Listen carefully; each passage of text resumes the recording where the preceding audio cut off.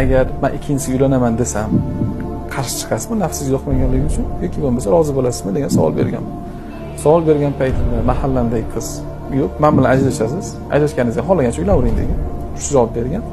Va hozir uylangan ayolim Alloh rozi bo'lgan narsaga bandasi qarshi chiqishligi unga urush ochishlik bilan bir xil degan.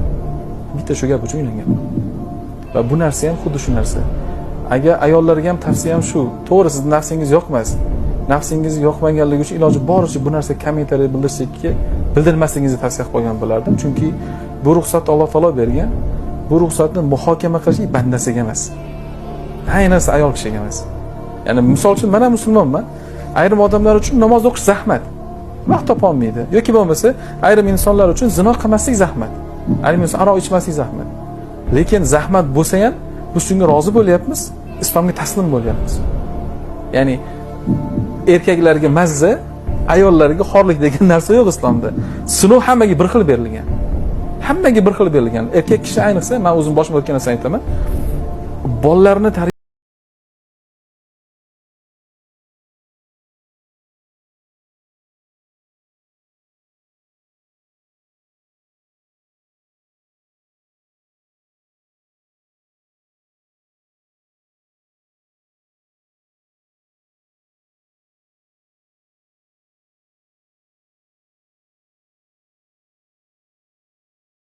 sanaladi.